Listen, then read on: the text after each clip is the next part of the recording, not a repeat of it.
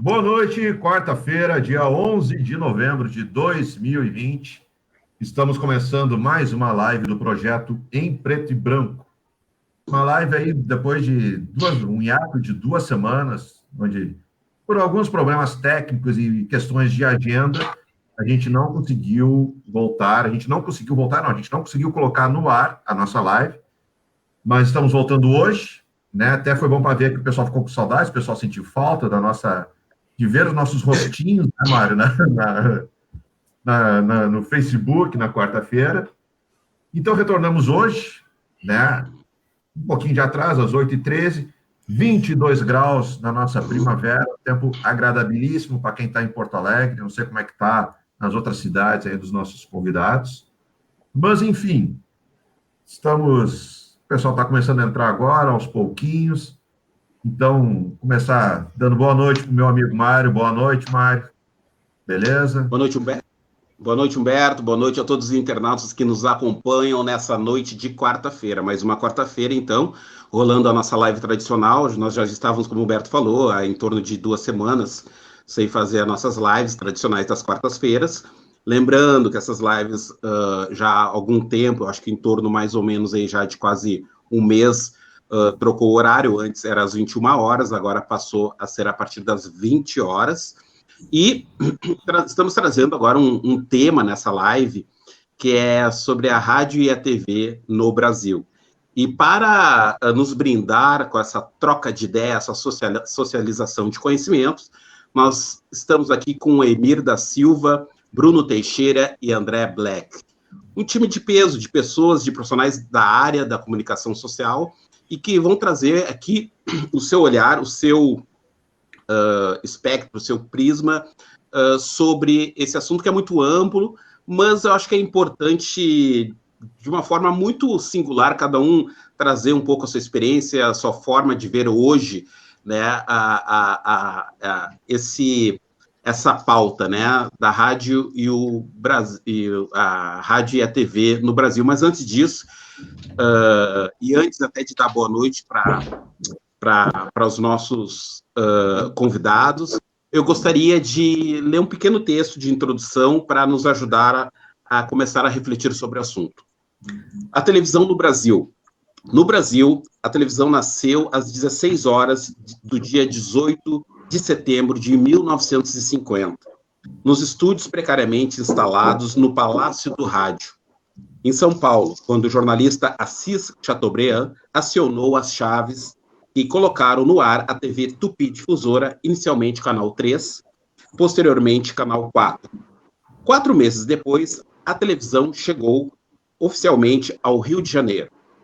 Foi em 20 de janeiro de 1951, dia comemorativo de São Sebastião e da cidade, que começaram as transmissões regulares da TV Tupi, que funcionava nas dependências da Rádio Tamoio. A história da televisão, após a fundação das televisões de Assis Chateaubriand, é recente. Em 1953, instala-se a TV Record, em São Paulo, a TV Rio, em 1959. Chateaubriand inaugura 9 emissoras de televisão, uma em Porto Alegre, uma em Curitiba, Salvador, Recife, Fortaleza, São Luís, Belém, Goiânia e Campina Grande. Entre 1960 e 1963, pelo menos 20 novas emissoras inauguradas. Em 1965, era inaugurada a TV Globo, Rio de Janeiro.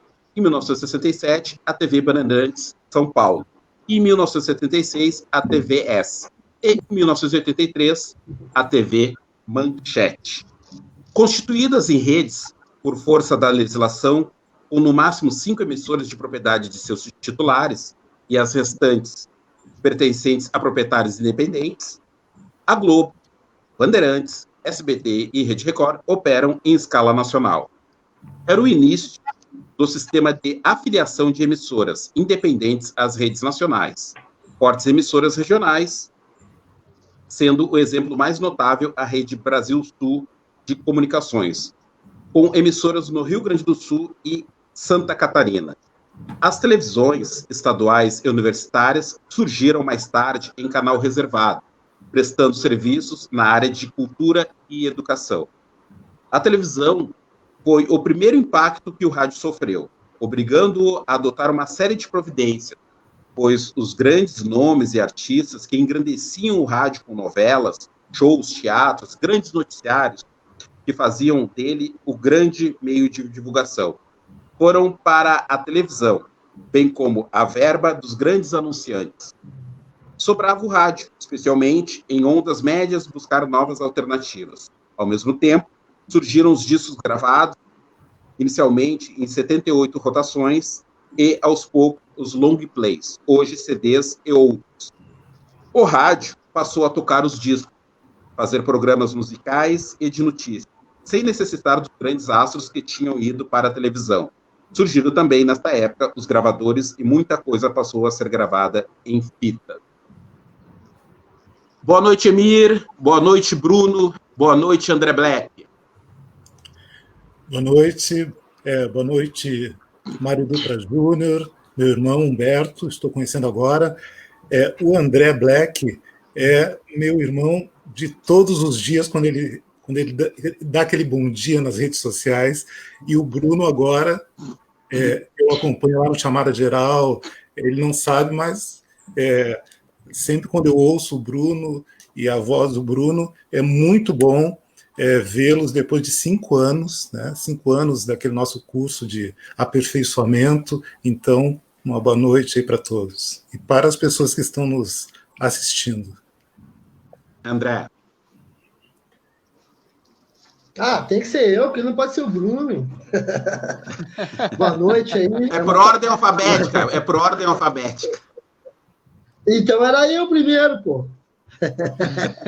Boa noite aí, é uma satisfação mesmo estar aí com vocês depois desses 5 anos, que parece que foi ontem, né, nesse curso de aperfeiçoamento, como o Emir aí mencionou aí, e ver que daquela sala ali saiu vários braços para várias partes no meio da área da comunicação social. Cada um foi para um lado, um no automobilismo, outro em projetos sociais, na arte, na cultura, como é o Emir ali.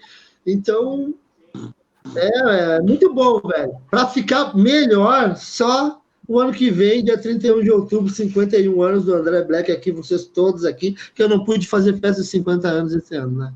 Foi 2 semanas atrás, e tu sabe que eu sou Halloween pegado, né? É um prazer estar com vocês.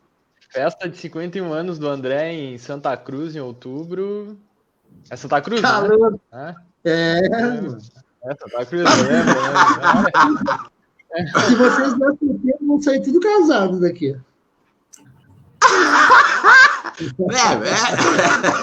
Quem é casado não pode, quem é casado tem que levar a esposa, né, Emir? Não pode, né?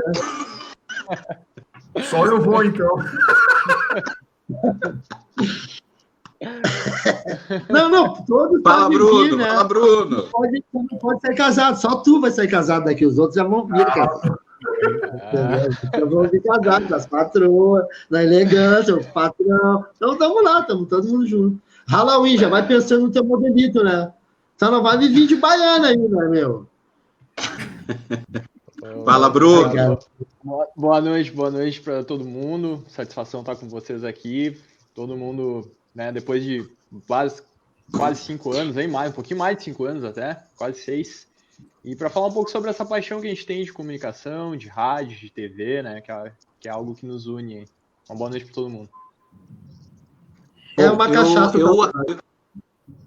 Eu acabei aqui, quando eu fiz o teaser aqui, né, comecei a falar, a dar a introdução do programa, a questão da chamada e tal, eu não sei se as pessoas perceberam, quem está nos acompanhando nessa live, eu não falei sobre a trajetória profissional de cada um deles, apenas falei que eram profissionais da área.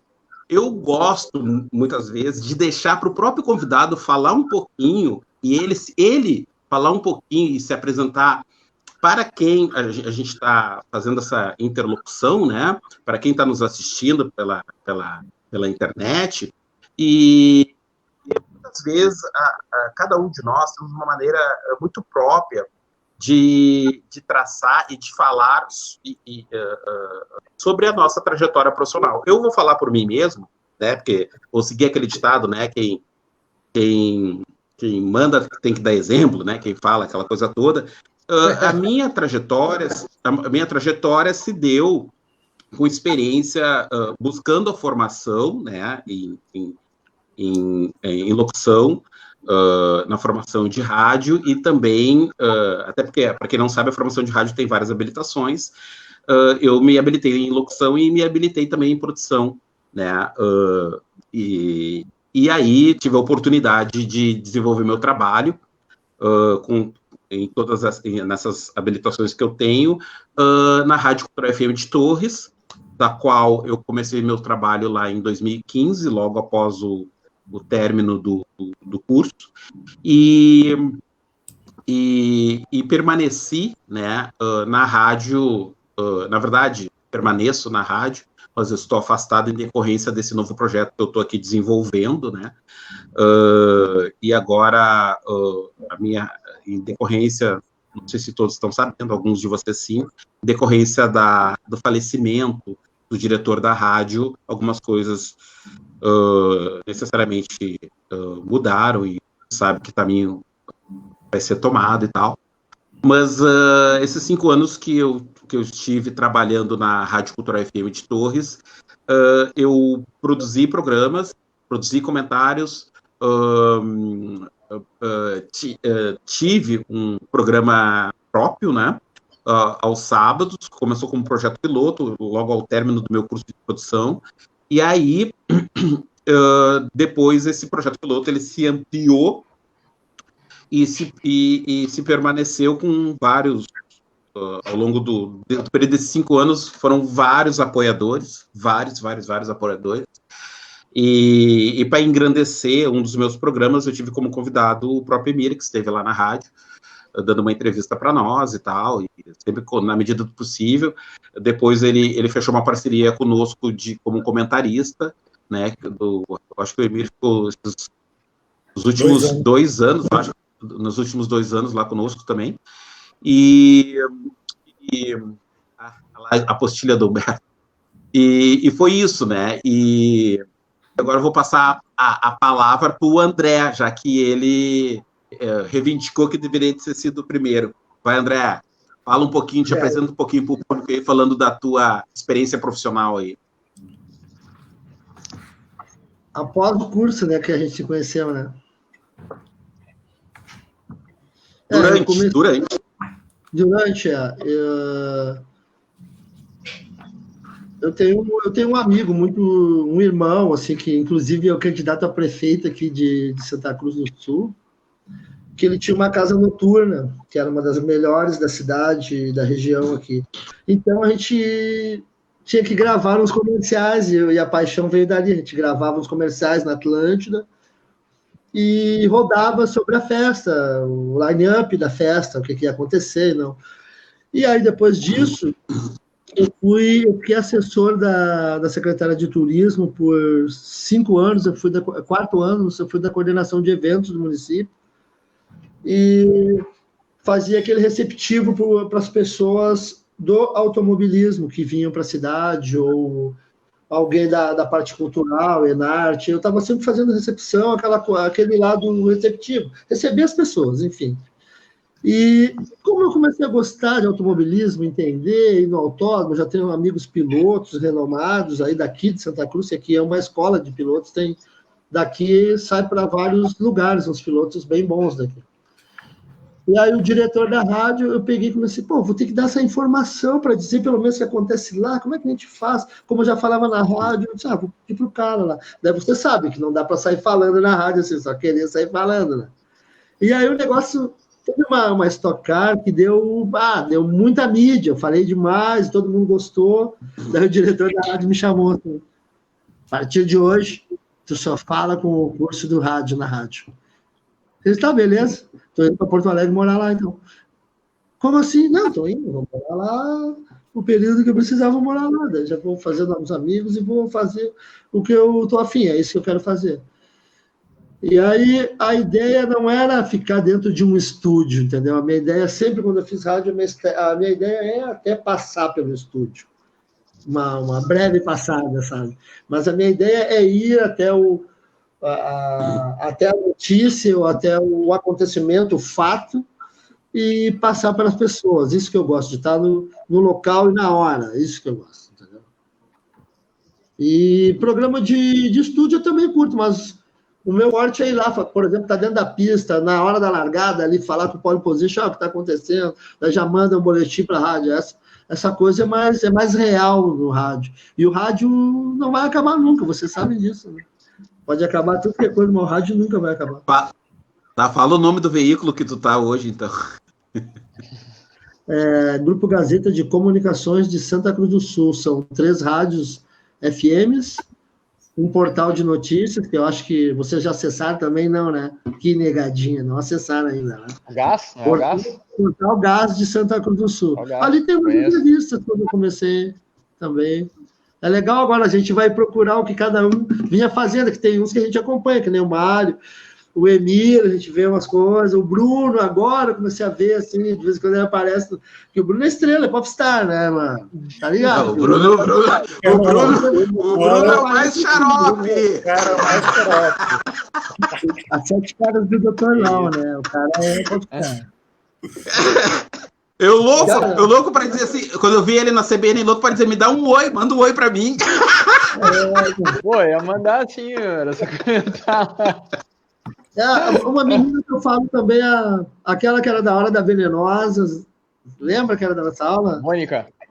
Isso, a Mônica, eu falo com a Mônica. A que apresenta o remate dos cavalos e gado lá, acho que era a Juliana. Sei, Juliana? Cris? Rafaela, não? Não me lembro. Eu não lembro. Eu acompanho o trabalho dela. Ela é excelente. Ela faz a questão Ela é excelente. Ela faz pelo rádio e pela TV. Ela faz os dois. Sim. Ela faz os dois. Demais. Ela faz os dois. Bruno, fala da tua história pra gente aí. Bom, eu sou jornalista, trabalho na Rádio Gaúcha, mas minha trajetória com rádio ela vem de casa, assim, não por ter familiares de jornalista ou radialista, porque eu não tenho, mas vem na questão dos meus pais terem me passado esse gosto do rádio, né? E principalmente de noticiários também, assim, eles andam muito com rádio, eles têm radinho dentro de casa, sempre tiveram, andaram sempre com radinho para cima e para baixo, deram radinho para mim e pro meu irmão, e sempre aquela coisa do radinho como companheiro, assim, né? De estar com o radinho, vão dormir com rádio, acorda de madrugada, ouve rádio, acorda de manhã, já liga o rádio, carrega o rádio para tudo quanto é lugar, e eu cresci assim. Então eu sempre tive uma cultura radiofônica de ouvir rádio Gaúcha, rádio Guaíba, ouvir Atlântida, Ipanema, tudo quanto é rádio, porque lá em casa começa de manhã numa rádio e vai durante o dia mudando várias, assim. Agora nem tanto, porque desde que eu fui pra Gaúcha ficou monotemático lá, né? Mas antes era assim. E eles me passaram sempre isso, assim, esse gosto e também a importância da gente estar bem informado, de assistir um jornal, de ouvir um rádio-jornal. E então eu comecei a carregar isso. Depois, na adolescência, eu trabalhei numa rádio comunitária no bairro que eu morava, Belém Velho, que é no extremo sul de Porto Alegre. Na época eu era de grupo de jovens da igreja católica, lá no paróquia São Luís Orione, e aí pintou uma oportunidade de fazer um programa e eu ainda não tinha essa noção, assim, eu gostava muito de rádio, mas não tinha essa ideia de falar, né, de participar de um programa. E aí o padre que estava lá na paróquia na época falou, por que tu não participa? Ele pegou eu e mais uma amiga que a gente era os mais comunicativos, assim, que faziam leitura na missa e essas coisas, e aí nos colocou para fazer programa. E aí tinha lá 2 adolescentes, a gente fazia um programa meio bagunçado, assim, e abria o microfone, saía a falar e um monte de coisa, mas foi legal, assim. E aí eu comecei a desenvolver mais esse gosto.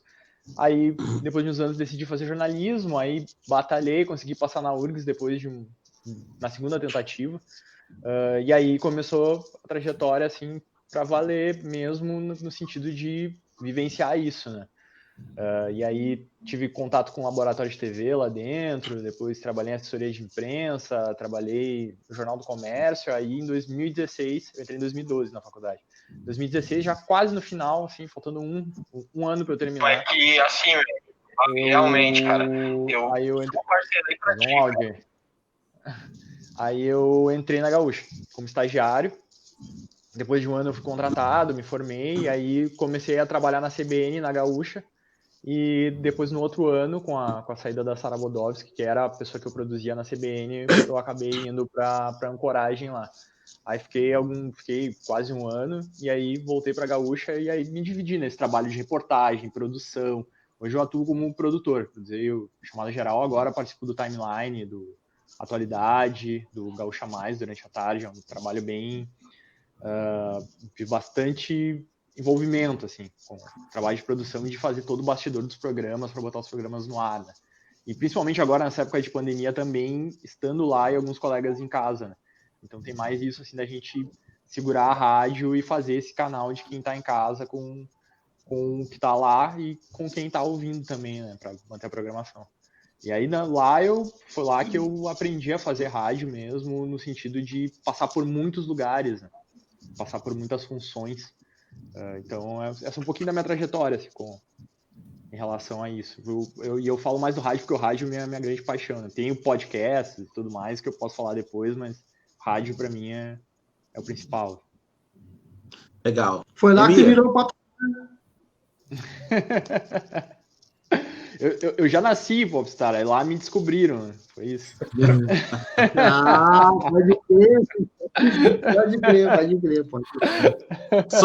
Só que Bruno, o Bruno é popstar, o André é conhecido por aparecer em fotos com mulheres feias, e quem acompanha a página do Facebook do André tem inveja. Emir. Trabalho para citar os patrocinadores embaixo, visualizações, faz tudo parte de uma coisa, de um globo ali, né? Por isso que eu não posso namorar a mulher ciumenta, né? Senão nunca ia ter, né? Eu tenho o aval da Alemão, ela tá escutando tudo aqui, velho. Vocês estão falando aí. Cuida aí o que fala, né? A Alemão é brava, já pega o celular e tira na parede. Nosso dançarino agora, Emir da Silva. Aí. Nosso bailarino. Naquele período de 2015, eu já estava fazendo uma transição para uma alternativa totalmente diferente do que eu sempre fiz em comunicação, porque hoje eu tenho 54 anos, e eu comecei muito jovem, com 15 anos, nas principais agências de publicidade de Porto Alegre, né? A MPM, a Scala, a Martins e Andrade. Então, eu comecei muito jovem. E eu sou músico, minha mãe gaúcha, meu pai baiano. Logo, com 17 anos, fui morar em Salvador, e aí eu fui fazer música, o que eu sempre quis fazer, tocar em trio elétrico, tocar com grandes músicos que me apresentaram, enfim. E eu voltei exatamente no plano Collor, e tive que recuperar a minha vida na cidade. Foi muito difícil, né, em Porto Alegre, eu recuperar isso. Então, quando eu cheguei naquele período ali que encontrei vocês, eu já estava num momento de tentar novas alternativas, né? E aí, porque logo 4 anos antes, eu fiquei durante 4 anos na TVE.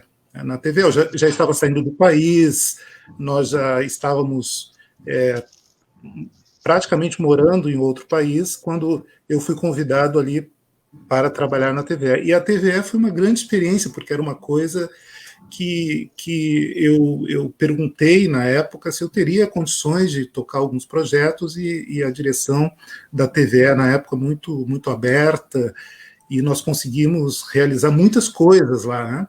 o programa Nação, acho que foi um programa que marcou muito o país, né? Foi o único programa afro-brasileiro que ficou durante 4 anos. Nós produzimos aqui, aliás, sempre lembrando, né, uma grande parceira que construiu esse projeto comigo,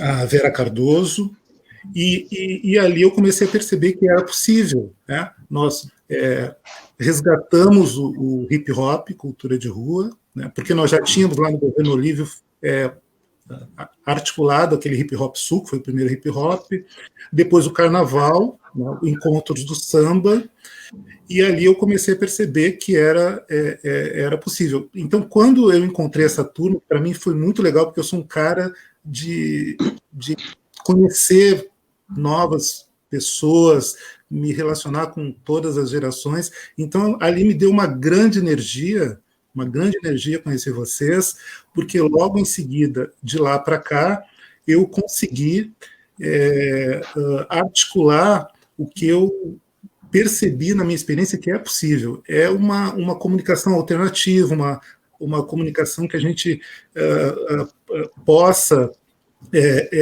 definir uma estratégia de comunicação. E aí, uma saudação ao falecido Nelson Pérez, porque quando o Mário me convidou para fazer os comentários durante 2 anos, comentários todos os sábados, mas é um trabalhão, mas o que me deixou muito gratificado é que eu nunca sofri nenhum tipo de restrição aos temas que eu abordei, o Mário sabe disso, foram temas extremamente...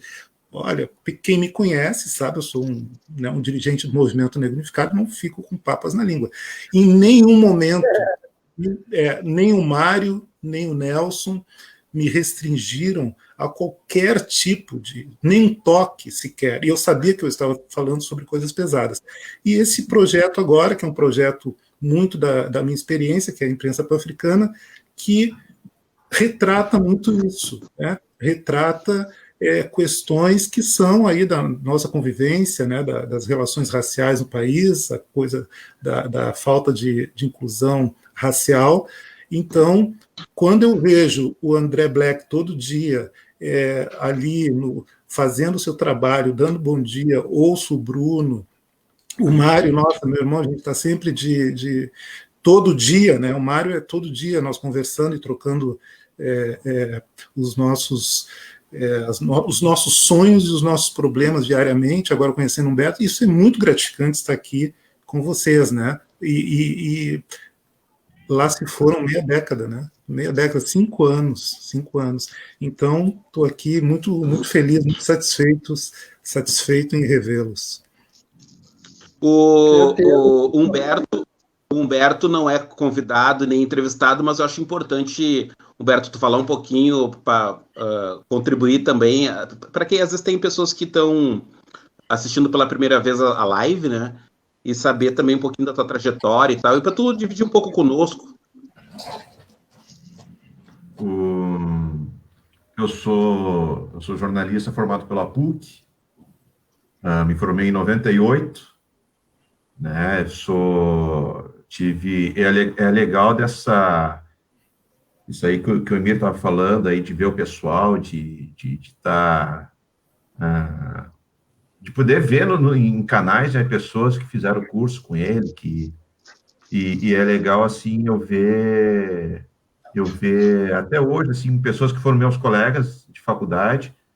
Para quem não sabe, na minha época, a FAMECOS, né, a Faculdade de Jornalismo da PUC, ela era referência no Brasil, era o melhor curso de jornalismo no Brasil, né? Segundo o ranking que saía na revista Playboy, né, que a gente comprava a revista para ver o ranking naquela época, né, era só para isso que servia, né?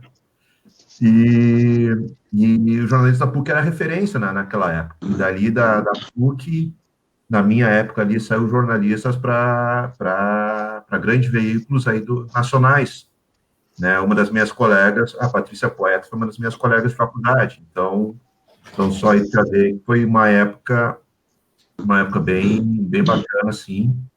E me formei em 98, entrei em 93, me formei em 98, e desde o segundo semestre da faculdade, eu comecei a trabalhar já dentro da área de jornalismo. a minha faculdade inteira eu fiz estágio, trabalhei. A única coisa que eu não trabalhei na minha vida foi em televisão. Trabalhei em rádio, jornal, assessoria de comunicação. Em 98, terminada a faculdade, eu fui fazer o curso na época da FEPLAN, era a Fundação, né, Padre Glânio de Moura. Eu fiz o meu curso de radialista em 98, né, até eu fiz o curso mais motivado, porque a minha intenção até não era nem trabalhar em rádio. Eu entrei na faculdade querendo trabalhar com rádio, mas a minha intenção fazer o curso da FEPLAN é trabalhar com dublagem. Falava que dublagem, tu tinha que ter o curso de locução, não sei o quê. E eu consegui, e nessa época, em paralelo ao curso da FEPLAN, eu tive a grata oportunidade de fazer Poxa, como é que a gente diz? Aqueles cursos rápidos, aqueles workshops. Eu tive a oportunidade de fazer um workshop com a Rochelle Hudson, que foi radioatriz aqui do Rio Grande do Sul. Ela trabalhou na época da televisão ao vivo, ela era garota propaganda da TV ao vivo, uma pessoa com uma história assim de vida riquíssima, né? Então, sou jornalista formado aí há 22 anos, radialista também, apesar de nunca ter trabalhado efetivamente em rádio, também há 22 anos, apesar de ter o registro. Trabalhei na Rádio Gaúcha, fui estagiário da Rádio Gaúcha, de 96 a 97, onde também tive o patrocínio da água aí. É meu próprio. Ah, bom. Onde tive aí na época da Rádio Gaúcha trabalhei com umas pessoas que hoje estão marcantes aí no cenário, principalmente do jornalismo esportivo, como o Jader Rocha, o Fabiano Baldasso, né? Então foi uma experiência. Eu estou vendo a água do André Black, mas rádio, comunicação em si é cachaça, né, cara? É uma cachaça que tu bebe e é um vício difícil de tu largar. Já tentei fazer outras coisas, mas não adianta, a comunicação me puxa de volta e é aquilo quando tu nasceu para fazer determinada coisa, não adianta tentar pegar outro rumo, porque alguma coisa sempre vai te puxar de volta. Mas é isso aí.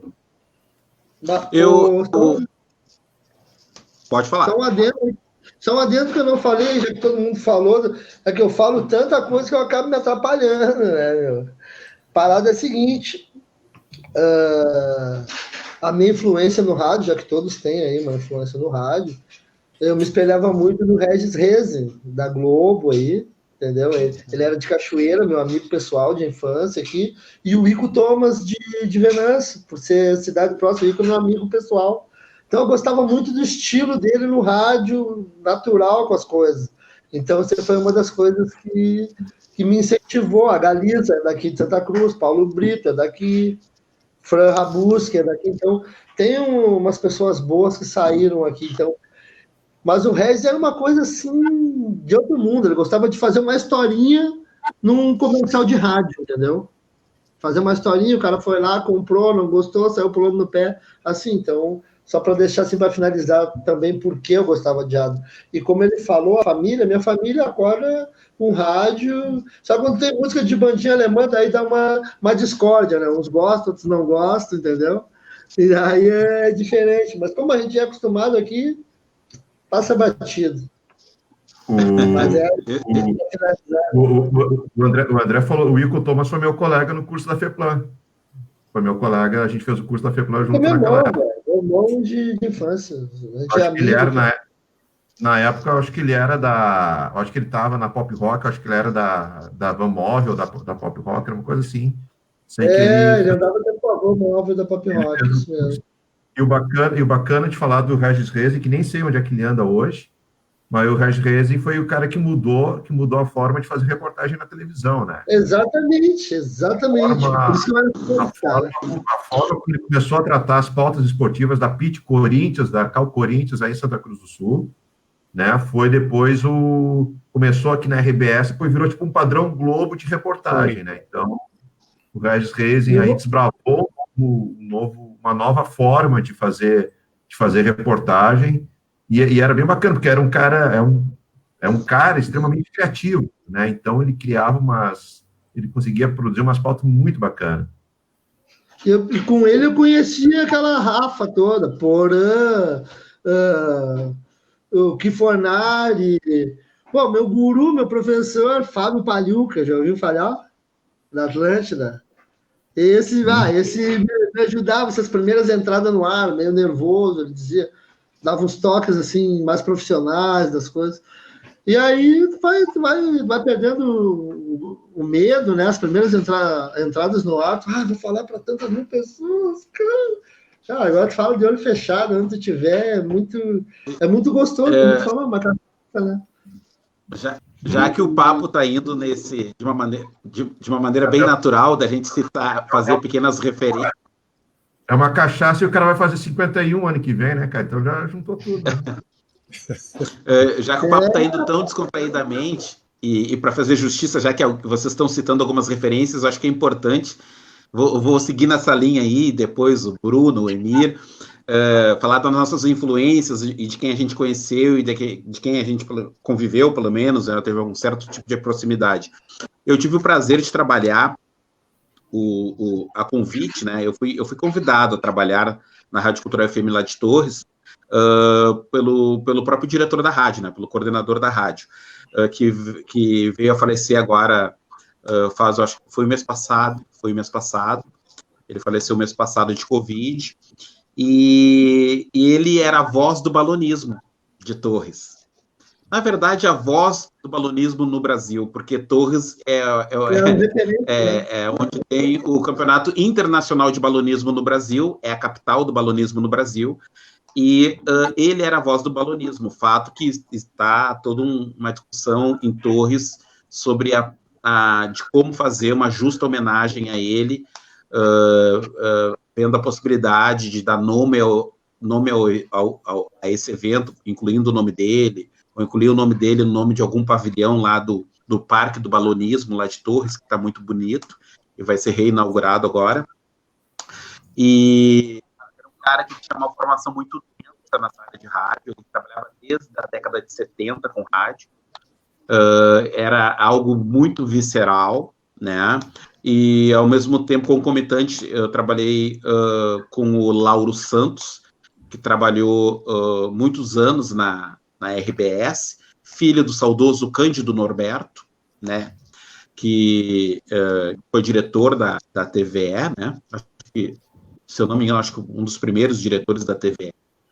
E então eu convivi com profissionais desse quilate, assim, né, e me permiti aprender muito com eles, assim, muito da forma como eu me dirijo, e como eu locuto, ou como eu levo a dinâmica né, para o rádio, seja num comentário, ou seja até como âncora do programa que eu tinha na rádio, sábado, foi com a influência muito forte deles, tanto do Nelson como do Lauro Santos, que não se poupavam em me elogiar, mas também não se poupavam em me criticar e dizer, está ruim, não está bom. Então, e com isso me davam a chance e a prioridade de me aprimorar como profissional e botar mais qualidade naquilo que eu fazia. Isso, claro, que o termômetro, o retorno era o teu próprio ouvinte, né? O teu próprio público que era cativo, né? Nesses 5 anos que eu tive o programa, eu tive um público muito cativo, e por ter um público muito cativo, o apoio por parte das empresas, das pessoas jurídicas, aquele espaço, aquele meu programa que era chamado Espaço de Entrevista, que foi, digamos, prestigiado por autoridades, enfim, prefeitos, deputados e tal, que era um programa num formato de mesa redonda, e lembrava muito uma mistura de Roda Viva com antigo Conversas Cruzadas, sabe? Era uma mistura nesse sentido, assim. E era um programa com microfone, tinha como lema um microfone democrático, né? Então, para fazer jus, assim, as referências, as pessoas, eu queria citar essas duas pessoas que, de certa forma, me influenciaram bastante. Bruno, Emir? Eu vou aproveitar aqui agora para tomar conta da coordenação e tirar um pouco o Mário, deixar só o Humberto ali, que já falou demais também. Deixa eu fazer uma pergunta. Eu tenho que provocar, né? Esse aí eu tenho que provocar toda hora. Deixa eu fazer uma pergunta para o Bruno, que é o seguinte: lá no curso, André e Mário, eu prestei muita atenção na voz do Bruno, né? Que é uma voz que me chamou a atenção, e ouvindo as entradas do Bruno no Chamada Geral, eu, particularmente, acho que será uma voz marcante no rádio, né? Na mesma linha que o Mário falou em relação ao falecido Nelson Pérez, né? Eu queria fazer duas perguntas para o Bruno. A primeira é essa, né? Essa coisa da marca do radialista, do jornalista, e a voz é fundamental. E a outra pergunta é a seguinte: nós estamos num momento que os jornalistas têm seguidores, né?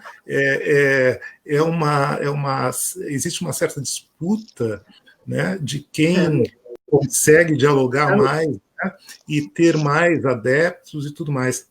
Eu gostaria de perguntar para o Bruno exatamente isso. De fato, isso tem interferido nas relações entre os profissionais? Existe isso? É por conta do novo momento de interação com as redes sociais e tudo mais? Ou é só uma opção de cada profissional? Bom, primeiro, obrigado pela referência elogiosa, Emir. Muito obrigado mesmo. Bom, eu creio que é um pouco de cada coisa, tá? Porque essa influência das redes, ela é inegável que ela tá cada vez mais forte, e principalmente pelas novas redes que têm surgido. Por exemplo, hoje, uma rede que está muito forte, que eu vejo que pelo menos lá dentro do Grupo RBS, e não só lá, mas em alguns outros espaços, tem sido muito usado o Instagram, por exemplo, que é uma rede que está agregando várias, né? Ele copia um pouco, ele copiou o Snapchat ao fazer os stories, agora está copiando o TikTok a fazer o Reels, mas é um espaço em que tem muita gente migrando e que as pessoas estão usando para fazer não só as lives, como fazer vídeos, textos, e trazer um pouco desse conteúdo que elas produzem no dia a dia lá para dentro. Não é muito diferente do que já acontece no Facebook, do que já acontecia até no Orkut, no Twitter, muito assim, mas eu vejo que isso está mais sofisticado nesse sentido, assim. Então, por que eu digo as duas coisas? Eu acredito, sim, que tem muitos comunicadores que fazem o uso das redes para agregar esses seguidores e para começar a desenvolver nesse espaço um outro tipo de negócio.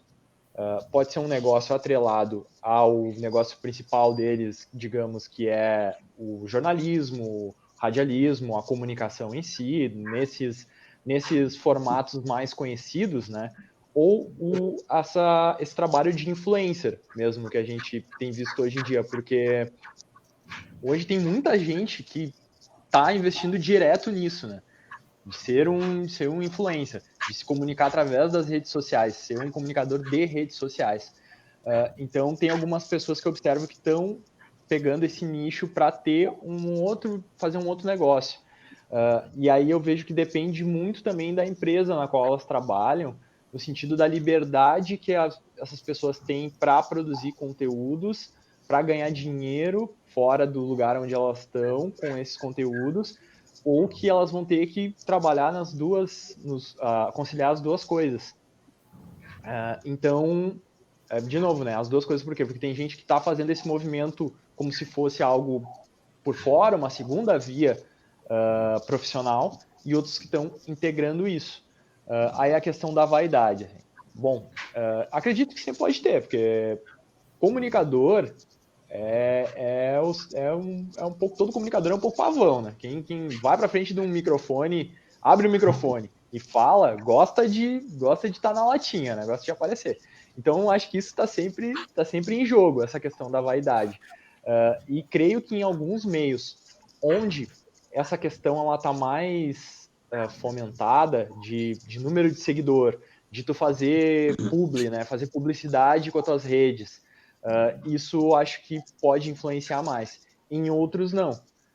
Lá por exemplo, na RBS tem uma questão relacionada a isso, principalmente com os jornalistas, de não poderem fazer publicidade. Mas podem produzir alguns conteúdos na rede, mas isso tem um certo controle em relação a isso. Na rede deles, né? Eles próprios não podem, né? Por exemplo, um amigo dele convida eles... na tua rede. Sim, na tua rede. Se eu quiser fazer uma live no meu Instagram, eu posso fazer. Mas tem algumas questões comerciais envolvidas, e já que aí eu falo, às vezes, como um comunicador da empresa... Sim, já não pode. Então tem algumas fazer para uma empresa uma live lá para paquetar, não pode. Mas aí quando é com um comunicador do entretenimento, isso muda, isso é negociado com a empresa, com o jornalista. Agora sei que outras empresas... Sim, implantar isso. Estão querendo implantar no portal isso, vender o stories do portal, vender o stories da rádio, entendeu? E aí eles querem implantar isso aqui, mas eles não têm muito a ferramenta como faz. Mas não tem muito mistério, né? É só fazer um stories e cobrar um valor satisfatório e todo mundo fica feliz, ganha dinheirinho no bolso. Mas na realidade, essa postura da RBS de proibir... eu não acho correto. Não, o que eu quero dizer é o seguinte, essa postura da RBS é uma postura que vem em cima da Globo também, porque o pessoal do jornalismo da Globo é proibido de fazer merchan. A regra do... O pessoal do entretenimento, seus atores, esse pessoal pode. Né? Agora, o pessoal do jornalismo é proibido de fazer merchan, pode fazer suas lives. Né? Agora, participar de algum comercial, de alguma ação publicitária, eles são proibidos. Isso é proibido. Eu me lembro... Então... Fala aí. Pode ir. Não, o que eu ia dizer, então, é isso, assim. Então, eu acredito que tem, mas é um meio que está cada vez mais, que já de um bom tempo, e cada vez mais está essa questão de o comunicador hoje, né? A gente pensa assim que antes a gente pensava muito em ser comunicador de uma plataforma, né? Sim. Eu vou trabalhar só com rádio, vou trabalhar só com TV, só com impresso.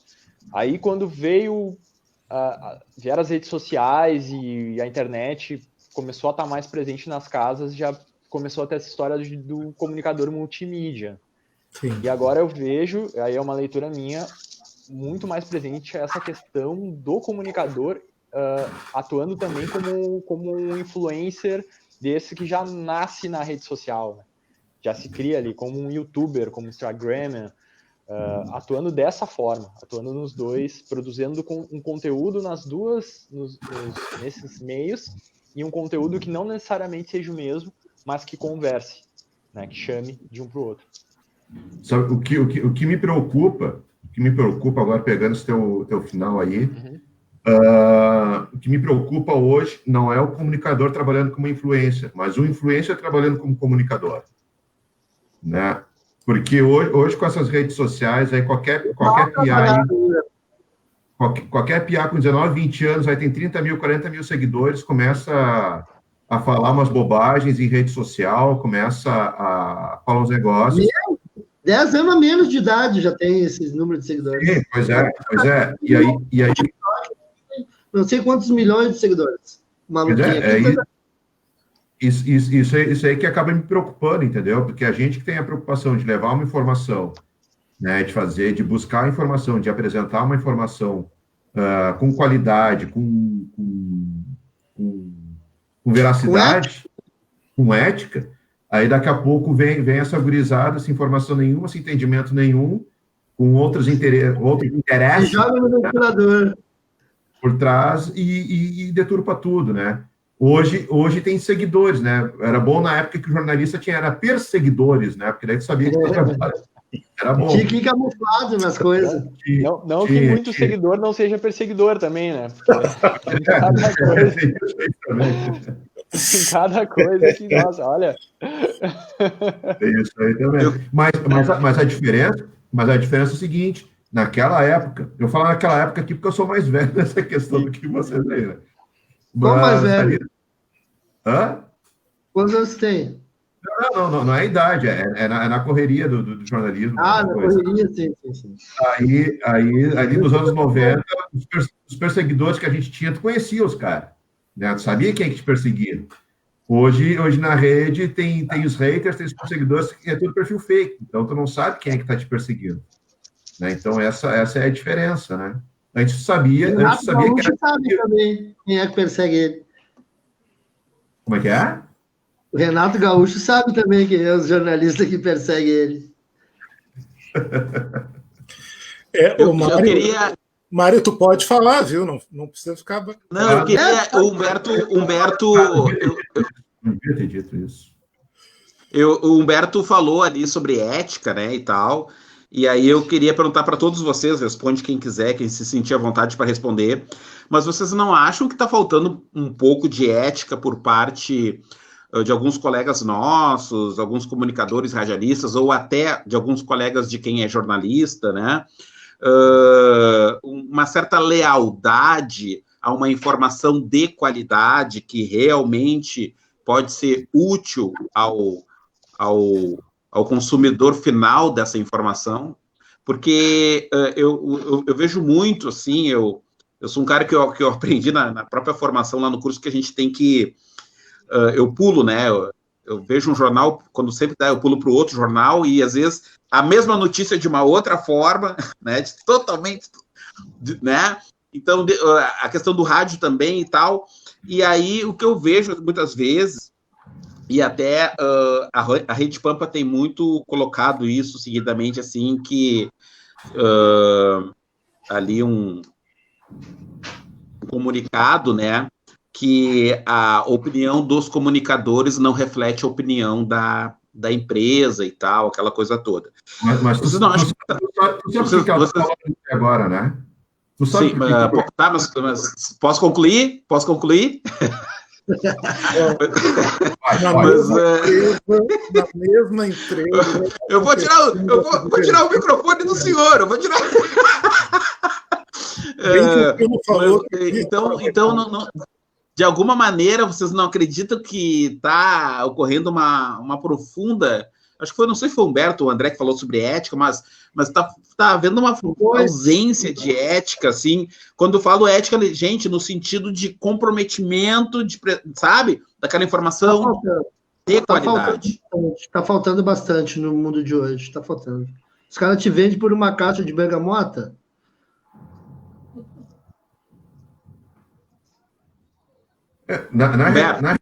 Na realidade, isso aí que a Pampa começou a adotar foi depois da ameaça de processo do Felipe Neto contra o Gustavo Vitorino, né? Foi a partir daí que a Pampa apertou, né? E disse, a gente não tem nada a ver com isso, a opinião do Vitorino vai processar o processo do Vitorino e não processa a gente, né? Mas, na realidade, isso daí sempre foi muito claro. Quando eu fazia o jornal, lá no expediente do jornal, a gente botava as opiniões expressadas não refletem necessariamente a ideia do jornal, né? Os artigos aqui assinados são de ter responsabilidade dos seus autores.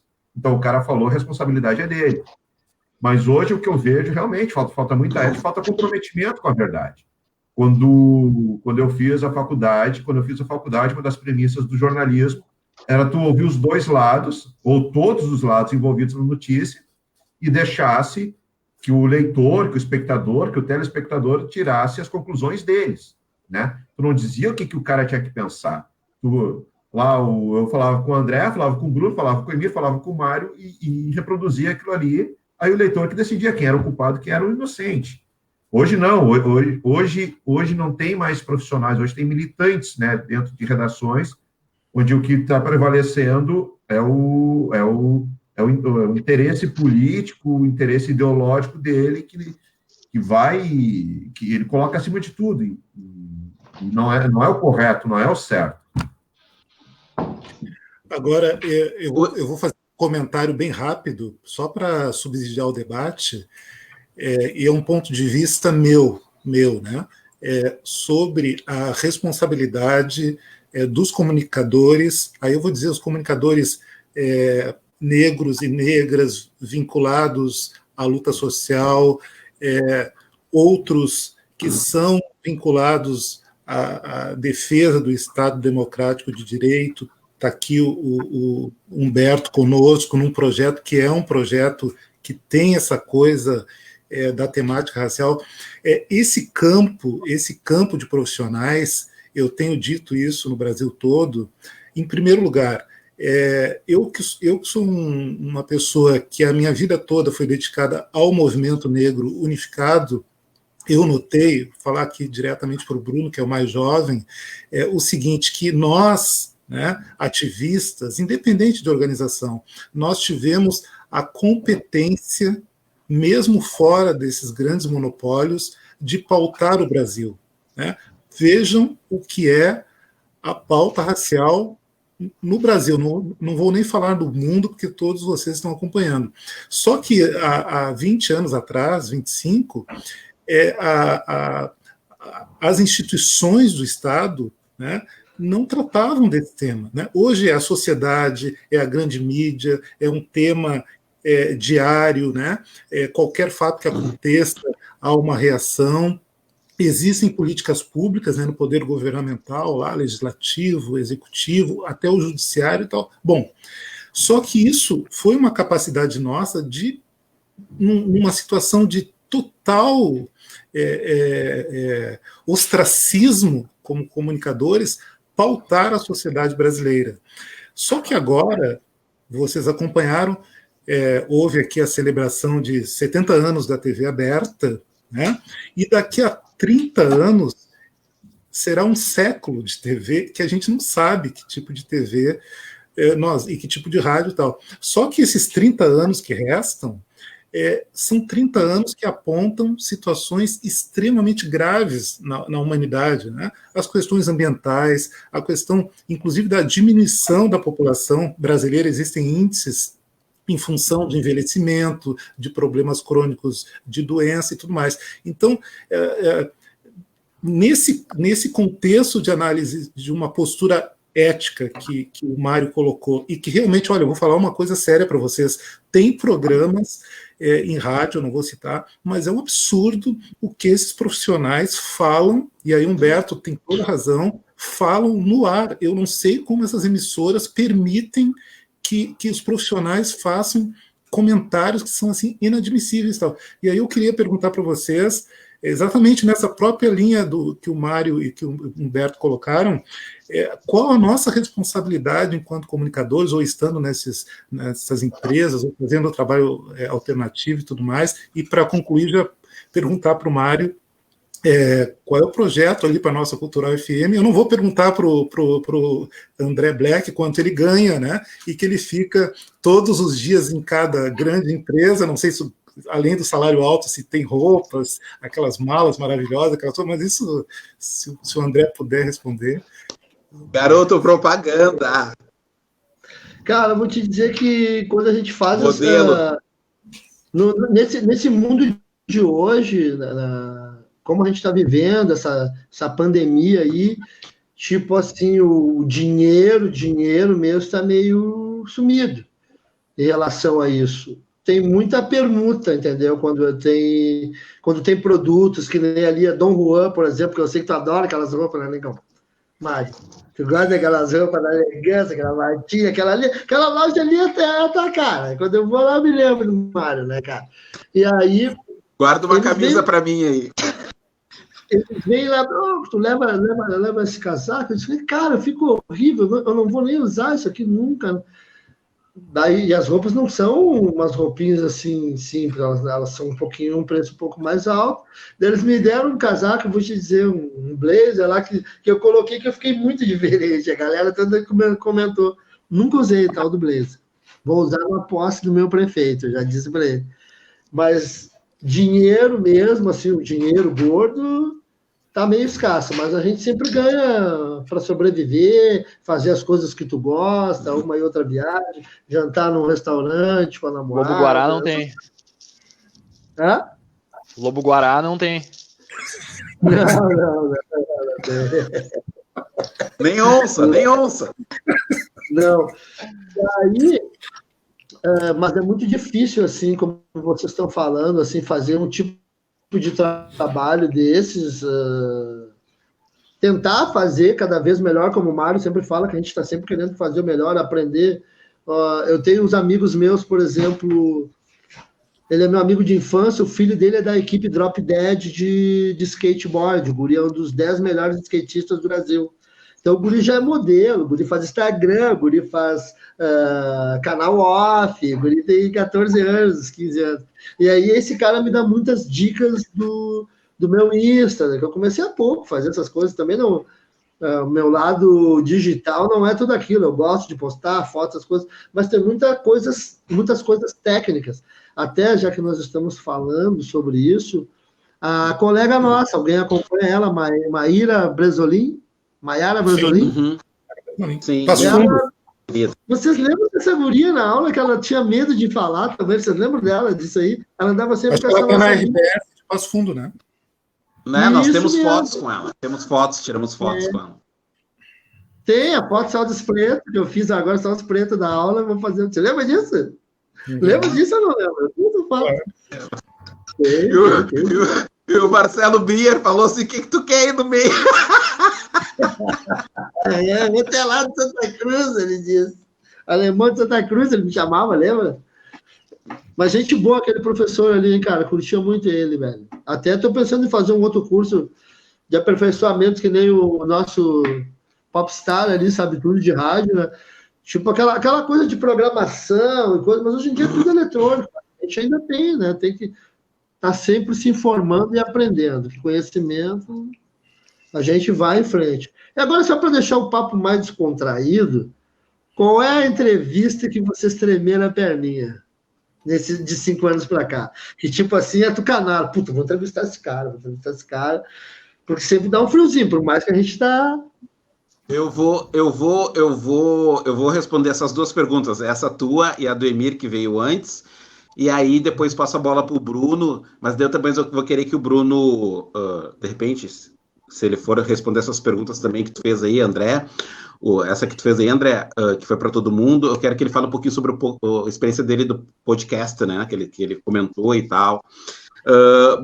Emir, sobre a Rádio Cultura FM, agora com o falecimento do Nelson Pérez, seu fundador, um dos seus fundadores, que é ele e o Newton Teixeira, o futuro ainda é indefinido, né, porque eu acho ainda que parte da equipe, de repente, vai ser o Newton, agora que está no comando e tal, deve reunir e ver o que vai ser definido, né? Não se sabe, eu já andei falando com ele muito por telefone e tal, a gente ainda não se encontrou pessoalmente, se programa, mas a agenda dele também, o Newton é um cara que agora acho que a agenda dele dobrou, porque o Newton e o Nelson, que eram as vozes do balonismo, eles não faziam eventos só em Torres, em todo o Brasil, né? Que envolve balonismo, eles são chamados para locutar. Entrevista, André, que eu fiquei nervoso, que de repente me mexeu, foi um pouco com a entrevista com o presidente da Assembleia Legislativa, na época, o Lara, deputado Lara. Eu entrevistei. Gente boa.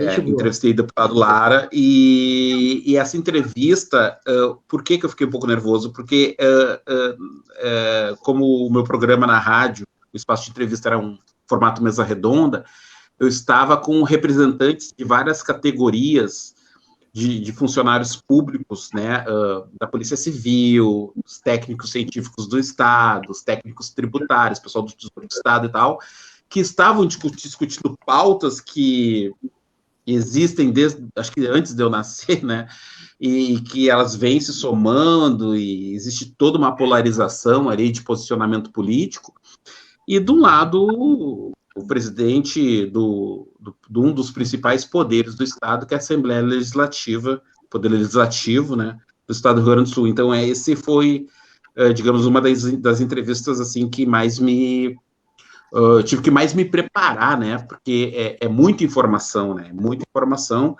e rádio não tem ensaio, estreia, tu sobe no palco, é imprevisto, é imediatismo, então é para valer, né, é choque, é sangue, é para valer.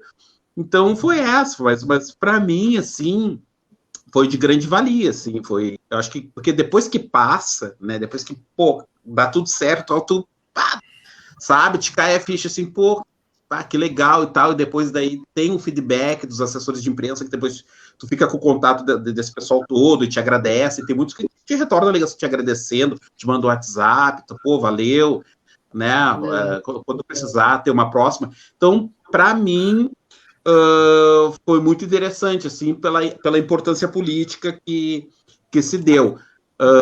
Mas também, uma outra que foi também de grande valor para mim foi com o senador Paulo Paim, né, que eu pude entrevistar também na rádio, e porque o meu programa, ele era um programa que trabalhava várias pautas, assim, bem ecléticas, mas a espinha dorsal era questões políticas, assim, econômicas, culturais, mas tudo se relacionando com questões de posicionamento político e tal.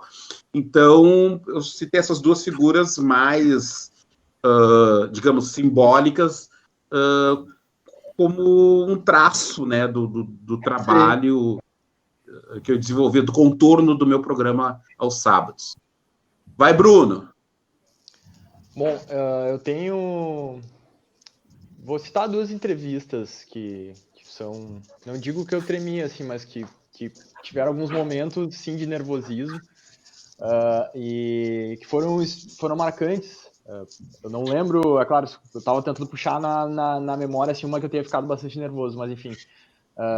Essas duas que eu vou dizer, uma foi com Lázaro Ramos e a Thaís Araújo, pro meu podcast, e foi difícil, assim, porque foi uma coisa que foi muito em cima da hora, assim, a entrevista não ia rolar e foi confirmada, assim, na véspera de noite, assim.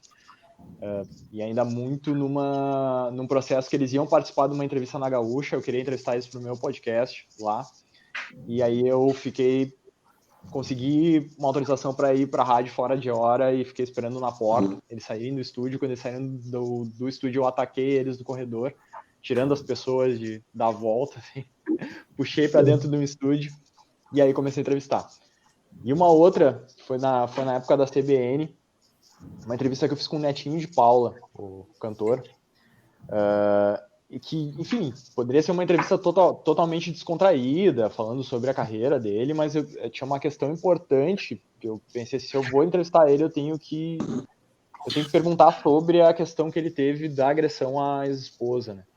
E não num sentido de querer, enfim, escrachar ele ou fazer algo do tipo, mas como é uma preocupação que eu tenho no meu trabalho, a questão da violência contra a mulher, e eu queria entrevistar ele para falar sobre a carreira dele, para falar sobre coisas que ele fez, né? Eu achei que era importante perguntar sobre isso, só que de que forma eu ia perguntar isso sem ser desrespeitoso, sem ser agressivo, sem fazer com que o entrevistado, sem colocar o entrevistado, né, tipo assim, tô colocando uma arma em ti, tu vai me responder agora, né, sem expor a pessoa, né, e foi difícil, eu consegui fazer a pergunta no meio da entrevista, mas foi difícil, foi interessante porque a entrevista tem muito essa arte, às vezes tu ir procurando um gancho para poder fazer uma pergunta que tu queira fazer, só que ela é uma pergunta difícil, né. E perguntas difíceis muitas vezes também dão a oportunidade para o entrevistado mostrar algo que ele não mostraria geralmente. E foi uma entrevista bem bacana, assim, me marcou por isso, assim, por essa tensão, esse nervosismo que eu fiquei de tentar buscar formas de perguntar uma questão que foi difícil, uma questão que era grave, importante, mas que está ali na biografia do entrevistado, né? Então eu cito essas duas. Beto? Cara, teve duas. Não que eu tenha ficado nervoso assim de não conseguir entrevistar, sabe? Eu fiquei nervoso porque o cara não calava a boca. Uma foi o senador Pedro Simon, que ele foi num evento lá na Barra do Ribeiro. Cara, o Simon não ficava quieto, sabe? Aí ele mesmo perguntava, ele mesmo respondia velho, assim, eu só fiz a primeira pergunta, depois ele foi ficou falando acho que uns 40 minutos, né? Eu fiz a primeira pergunta e agradeci, que o resto dele mesmo se entrevistou e foi... Isso não conseguia cortar o cara. Não conseguia cortar ele, sabe? Ele engatou uma quinta e foi, velho, sabe? Acelerou e se tocou embora. E a outra, cara, que a outra foi constrangedora, essa aí foi constrangedora, foi na faculdade ainda, na cadeira de rádio, que a gente ia entrevistar o Tatá Pimentel. Eu e minha colega fomos entrevistar o Tatá Pimentel, e não sei se vocês chegaram a ter a oportunidade de conviver com o Tatá, mas o Tatá era um pavão, né, cara? Era assim, se achava um semideus, né, cara? Ou talvez o próprio Deus, né? Mas era um excelente professor, cara. Isso aí a gente não... A personalidade dele era... E aí... Não, achei que o Bruno ia falar alguma coisa. Não. E aí, cara, a gente tinha produzido um programa para falar sobre mitos, né? Só que mitos não ídolos. A gente ia falar sobre ídolos, o ídolo Ayrton Senna, ídolo Pelé, né? Ídolo do esporte, ídolos do... Enfim, pessoas que as pessoas começam a idolatrar. E aí o Tatá chegou no estúdio lá da Famecos, nós falamos, Tatá, o nosso programa é sobre ídolos, e a gente vai abordar nesse aspecto, assim, quando a gente foi falar o aspecto que a gente ia abordar, ele deu um grito, cara, e disse, chega, não quero saber. E eu e minha colega, a gente se olhou assim, eu disse, a gente ia falar alguma coisa, não quero saber as perguntas que vocês vão fazer. Aí eu sou uma pessoa extremamente calma, né, cara? Eu falei para ele, não, a gente não vai te dar as perguntas. A gente vai te dar o caminho que a gente vai fazer do programa. Não vou te dizer, eu não quero saber, é sobre ídolos que nós vamos falar, então nós vamos conversar sobre ídolos. Cara, eu e minha colega, a gente gelou assim, né, velho? Cara, quando o programa começou, cara, ele começou a falar... Vai falar merda no ar, né? Não, cara, ele começou a falar sobre ídolos da Grécia Antiga, cara. Velho, nada a ver com a nossa pauta, cara. Velho, a gente não conseguiu. Foi outro cara que ficou falando meia hora do começo ao fim, a gente não cortou ele, cara. Porque não era o assunto que a gente tinha, não era o assunto que a gente ia trabalhar. A minha professora, ela ria do outro lado da coisa, e ela ria, cara.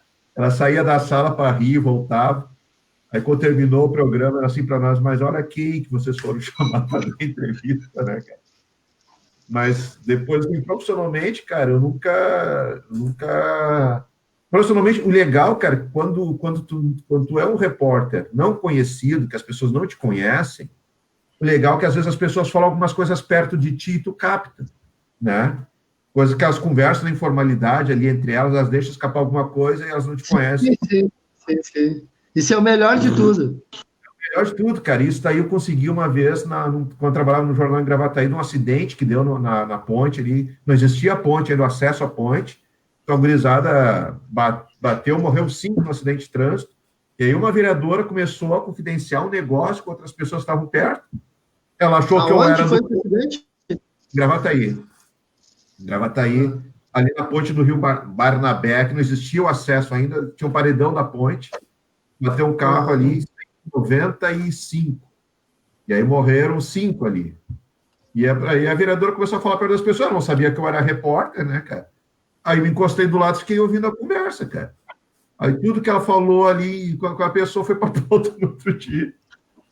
Deu chateira, deu reclamação, deu coisa, né, cara? Mas mentiu? Não mentiu, cara. Não menti, então... Mas é isso aí, cara, é legal. As coisas assim são boas quando... A minha... Eu queria... Pode falar. A minha, assim, que eu tremi a perninha, assim, foram 3. Como eu fiz a pergunta, eu vou ter direito a responder 3, rapidinho. A primeira foi com o Reginaldo Leme, meu grande amigo Reginaldo Leme. Cara, tremia que nem vara verde, ele disse assim pra mim, botou a mão no ombro.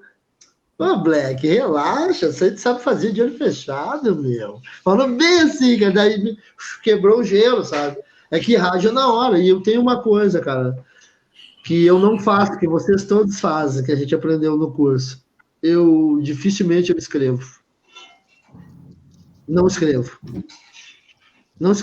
Eu escrevo o nome, a coisa mais importante, o nome, porque automobilismo, geralmente tu conhece quase tudo no nicho que tu tá, né? Se tem um piloto que tu não conhece, tu vai lá, pede umas informações e tal, mas até um defeito que às vezes... E isso aconteceu quando eu fui entrevistar essa promessa nossa no mundo do automobilismo, o Sérgio Sete Câmara, gurizão que vai entrar na Fórmula 1, piloto de teste da Red Bull, foi da academia Red Bull, depois saiu, o pai dele é o presidente do Atlético Mineiro aí.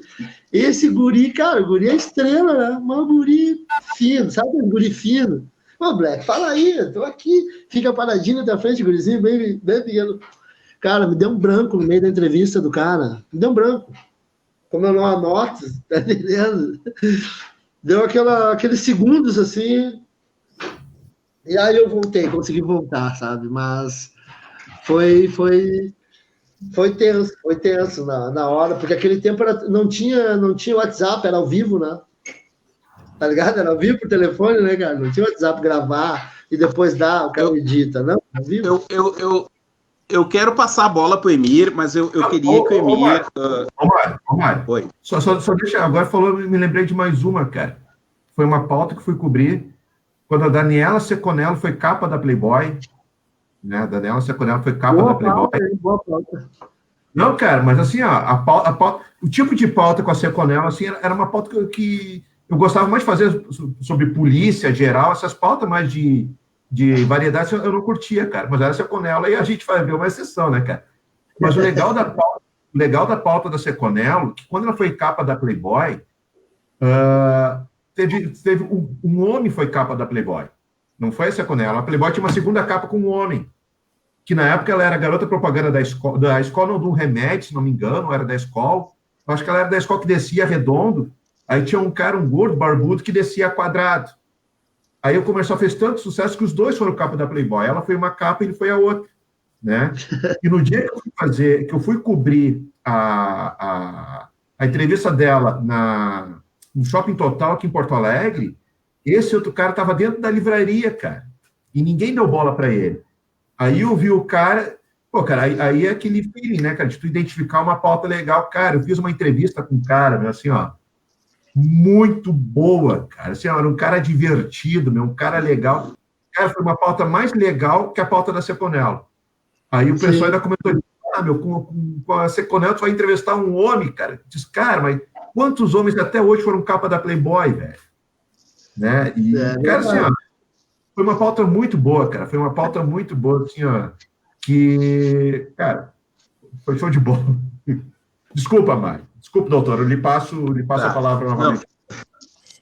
Eu queria passar a bola para o Emir, mas daí eu queria incluir nessa leva aí, Emir, que tu falasse para nós, assim, os principais desafios e alguma coisa que tu possa comentar com a gente, que tu, de repente, até hoje não comentou com ninguém, mas uma observação que tu teve naquele período que tu trabalhou lá junto à produção, lá da TVE e tal, algo que tu possa aqui socializar com a gente e tal, ou algo que tu comente muito pouco.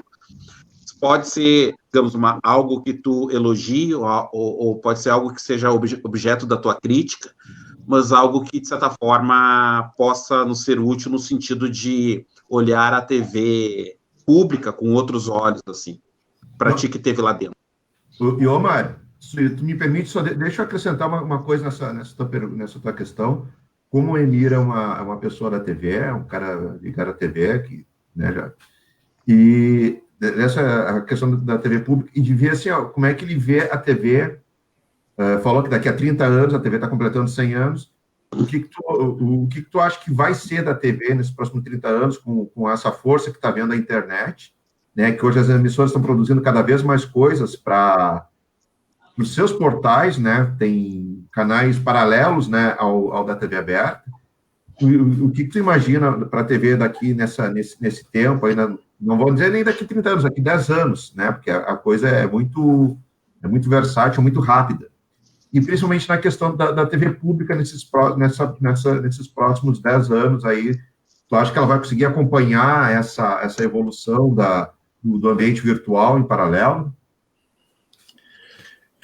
Não, exatamente nesse contexto que eu fiz aquela provocação e falando dos próximos 30 anos, porque cada um de nós que somos profissionais em áreas diferenciadas, eu acho que o André está ocupando um grande espaço, já é experiente nessa área do esporte. Olha, eu tenho acompanhado o André, o Bruno é muito jovem, mas talvez trilhe, né, esse espaço do jornalismo, enfim, e nessa linha que o Humberto e que o Mário colocam, não tem como nós nos desvencilharmos dessa responsabilidade enquanto comunicadores nesse contexto de sociedade. Não tem, por mais que a gente não queira nem tocar no assunto, mas não tem. Porque realmente a comunicação hoje ela passa por um momento que a comunicação está muito pessoal. Né? Existe um investimento, né, no profissional, mas naquele perfil de profissional, e como o Bruno falou, tem profissionais que acabam sendo preteridos e outros sendo beneficiados, né? Por isso que eu sempre provoco essa coisa de nós, enquanto profissionais negros, negras, e profissionais que não são negros, mas que são responsáveis por esse período daqui para frente, né? Daqui para frente. Emir, só me permite, Emir, por gentileza, desculpa, eu estou te interrompendo, mas é só para acrescentar uma contribuição. Mas tu não acha, pelo menos eu vejo assim, eu me sinto representado, tá? Hoje eu me sinto representado quando eu vejo o André lá fazendo um trabalho de comunicador, de cobertura da informação, num meio que não é comum ter comunicadores, profissionais da área de comunicação negros, né? E o André faz muito bem. O André, não é porque a gente tem uma relação de amizade, o André é extremamente competente naquilo que ele faz. Ele se envolve, ele entra naquele mundo ali, tá? E não sei se tem algum momento do dia que ele consegue. Acho que deve ter algum momento do dia que ele consegue se desligar. Vou chutar, de repente, quando ele está com a família ou quando está com a filha, não sei. Mas o André, ele entra naquele mundo ali e ele incorpora aquilo, ele passa para ti exatamente o que ele está sentindo fazendo o trabalho dele. No caso do Bruno, no caso do Bruno, quando eu vejo o Bruno lá, cara, só a imagem do Bruno, a imagem de ser um profissional lá negro, quebrendo olha que loucura que eu tô. Olha a loucura que eu tô falando em 2021. Em 2021. Em 2020, hein? A gente estamos indo para 2021, tá? Depois de mais de 400 anos da abolição da escravatura aqui no Brasil, eu tô me tendo como algo, uma novidade, algo que me envaidece. Porra, ver o cara num puta do veículo de comunicação, onde eu também me sinto representado, vendo ele fazer um trabalho super sério, né? Quebrando estereótipos de fenótipo, quebrando isso, entendeu? Isso não vai um pouco de encontro, Emir, nisso que tu tá falando também? Eu acho que profissionais que ocupam esse espaço, como o Bruno, que está começando, pelo que eu tenho acompanhado no país, eles estão tomando, além das suas atribuições profissionais, uma postura muito determinada. Eu vou citar um nome que é um nome que todos nós conhecemos, né? A Maju. A Maju, agora no aniversário dos 42 anos do MNU, que casualmente foi no mês do aniversário dela, de 42 anos, a Maju chegou no intervalo lá do jornal e gravou um depoimento para nós do Movimento Negro Unificado. Olha, um depoimento muito forte. Eu mesmo, quando compartilhei, quando vi, já estava com mais de 10 mil visualizações, e eu acho que vocês estão acompanhando. Vamos citar os profissionais da Globo, né, os jornalistas da Globo. As pessoas estão se posicionando, né, estão ocupando espaço, por isso que eu fico provocando exatamente isso. Então, eu acho que não tem outro caminho senão a partir da nossa experiência, competência, ocupar esses espaços. Quanto à TV pública, eu vou respondendo o próprio Mário e o Humberto. Eu, quando estive na TVE, eu ocupei 4 funções, né? Eu comecei como um coordenador de produção, depois eu fui diretor adjunto de programação, depois eu trabalhei numa... só caí para cima. Cair para cima, porque é isso, né? Tem isso também, como o Bruno falou. Olha, não é, respondendo, Mário, não é fácil. Não é fácil. Né? E a minha última função foi de coordenador de relações institucionais e de políticas sociais da TVE e da FM Cultura, quando nós instalamos o sinal digital, e eu colaborei lá com Pedro Osório, com a Marta Croce, Patrícia, enfim, para fazer toda a costura no interior do Rio Grande do Sul, fazendo audiências públicas, né, com várias instituições, universidades, Câmara de Vereadores, essas instituições de comércio e tudo mais, pelo interior do Rio Grande do Sul. Tá? Só que tem o seguinte, Humberto, infelizmente, falando da TV pública, eu andei muito país, tenho uma boa relação com pessoas da TV pública, que são meus amigos, presidentes. Infelizmente, hoje, a TV pública brasileira, na maioria, salvo a TV da Bahia, né, essas instituições estão totalmente sucateadas. Quando nós assumimos a TVE estava totalmente sucateada pelo governo Ieda Crucius, mas assim, depredada. Era muito triste e, ao mesmo tempo, nós convivendo com os profissionais da TVE, que são profissionais de alto gabarito, né, resistindo ali.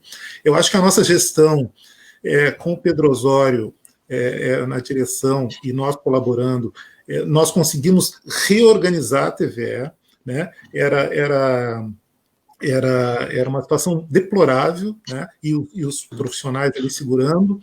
Recuperamos a TVE, democratizamos a TVE, e logo em seguida, com o governo Sartori, todos vocês acompanharam o que aconteceu, né? A extinção tanto da TVE, FEPAM, Jardim Botânico e outras instituições. E agora o governo Leite parece que não quis mexer muito. Então, é uma situação muito difícil para trabalhar em TV pública. E, para concluir, respondendo o Mário, bom, eu quando comecei alguns projetos, o primeiro projeto que eu comecei lá foi do Concertos OSPA, né?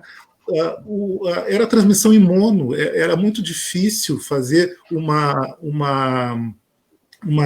cobertura dos concertos da Orquestra Sinfônica de Porto Alegre daquela forma, né? Então eu tive que ir conversar lá com o maestro Tiago, conversa com os produtores da OSPA. Tem uma pessoa que me ajudou muito, foi o Ike Gomes, do Tangos e Tragédias, né? Para a gente fazer, Humberto, uma produção de captação de som plausível para uma orquestra sinfônica, né?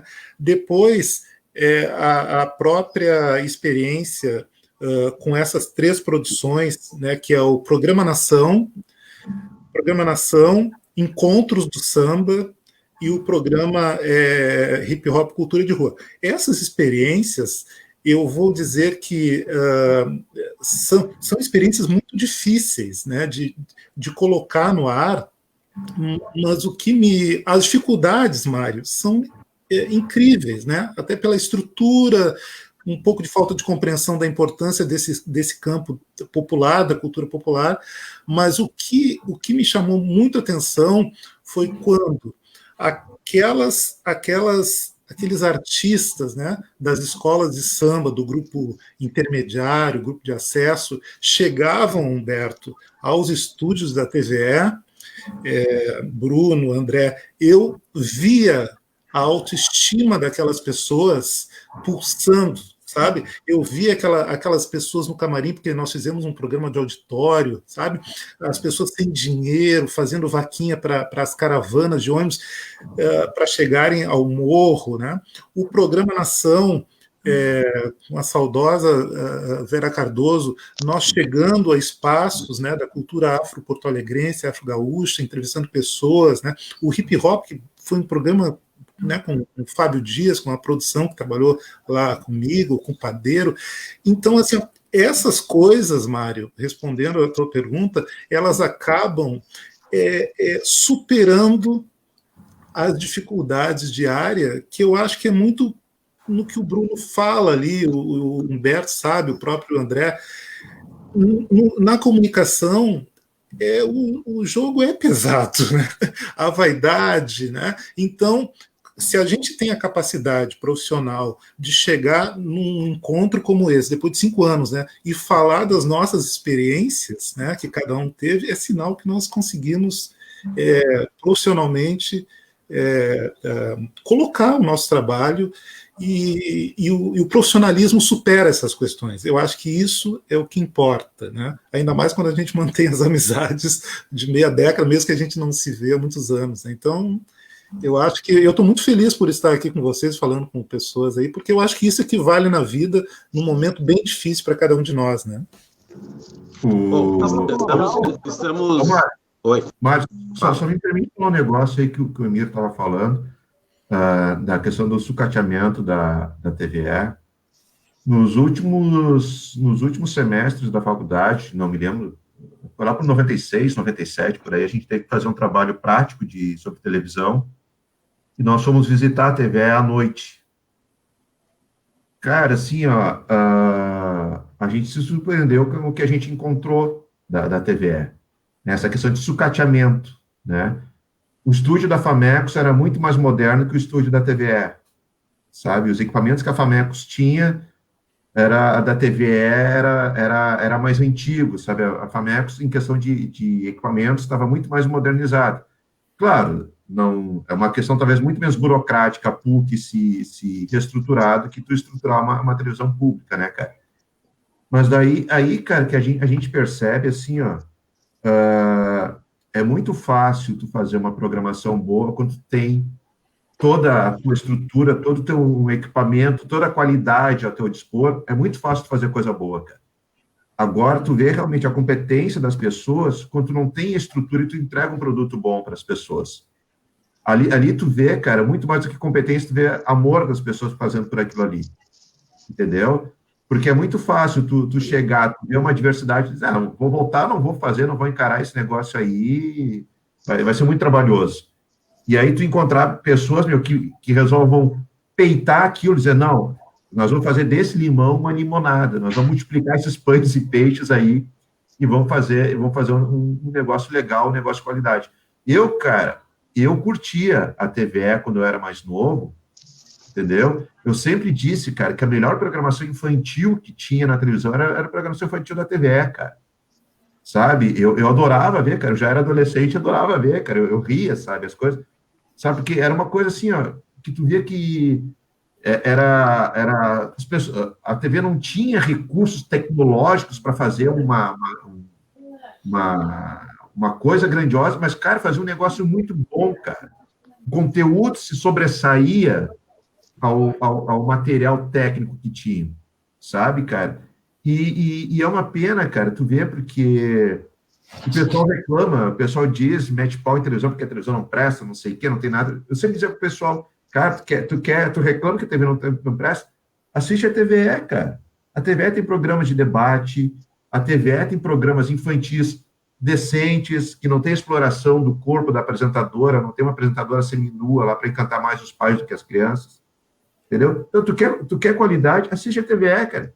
Quer dizer, se o pessoal realmente buscasse uma TV, buscasse ver coisas bacanas na TV, a TV era líder de audiência, cara. Então, as pessoas não querem isso, as pessoas querem ver um peito, querem ver uma bunda, querem ver, né, um sexo na televisão, entendeu? Mas, então, só fazer esse parênteses aí, porque, cara, assim, ó, eu era fã, cara, da TVE, porque apesar de toda a falta de estrutura, conseguiam entregar um programa legal. Cara, eu era fã do Radar, cara, sabe? Quando tinha o Radar. Eu era a filha do Lazer, apresentava o Radar, eu gostava. Meu irmão foi tocar no Radar algumas vezes, sabe? Então, cara, tinha uma programação boa, né? e que conseguiu passar por cima de tudo isso, né? Porque as pessoas faziam aquilo com amor, faziam aquilo com tesão, faziam aquilo para mostrar que vocês acham que não consegue? A gente consegue. Tá. Só um detalhe, Mário. Rapidinho, Mário, rapidinho. Não, só algumas questões que são fundamentais nesse nosso debate. A TVE, ela tem um grupo de profissionais, um coletivo de profissionais que são pessoas espetaculares. Eu acho que vocês acompanharam agora com a extinção da TVE. Esses profissionais ficaram 2 anos, 3 anos em mobilizações nas ruas, e logo depois da minha saída. Outra questão é que quando nós terminamos a gestão, nós reequipamos a TVE. Né? Hoje o estúdio da TVE é um estúdio muito moderno, os equipamentos, só que a TVE está com uma programação, né, muito precária, né? Mas ainda tem profissionais que estão lá, né, no dia a dia, tá, meu irmão Domício Grilo, e muitos profissionais que passaram pela TVE, como o Manuel Soares. O Manuel Soares começou lá no Hip Hop Sul, lá no final, depois foi para a RBS, né? A Fernandinha Carvalho passou pela TVE conosco, está na RBS, né? Então tem tudo isso.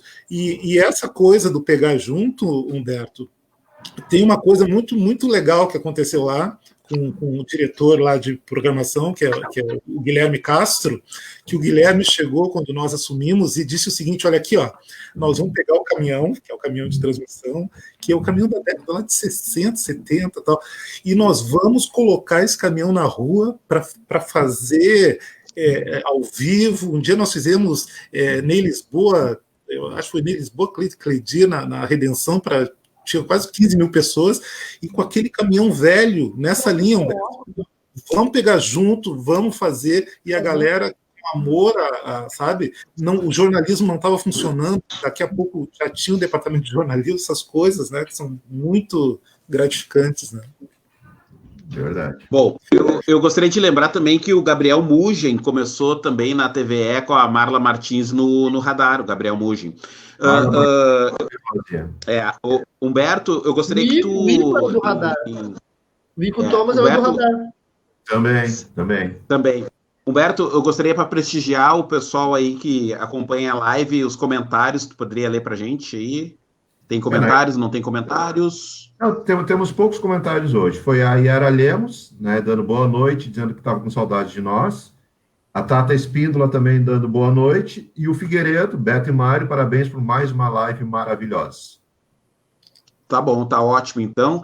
Eu gostaria, já encaminhando para o final, gente, estamos 1h37, as últimas considerações dessa live de hoje, que eu acho que foi muito profícua, muito proveitosa para todos nós. E vou começar pelo nosso querido André Black. As últimas considerações, André, para o fechamento da nossa live, direto de Santa Cruz do Sul. Em primeiro lugar, eu gostaria de mencionar aqui que fazer as suas palavras as minhas, que eu sinto a mesma coisa quando vejo um de vocês mostrando, fazendo trabalho nas redes, no rádio, ou uma imagem, ou seja, por foto. A gente se sente um pedacinho junto aí com vocês, né? Até, tipo, o cara tá lá, que bacana, ele tá representando a gente lá no meio de comunicação dele. Isso não tem preço, cara. Não tem. Só quem sente e vê, assim, sabe o valor que tem. Então, eu queria já deixar aqui o meu muito obrigado, né, por fazer parte desse time aí de campeões, né? Só fera. E com essas feras aí a gente pode fazer várias coisas também, né?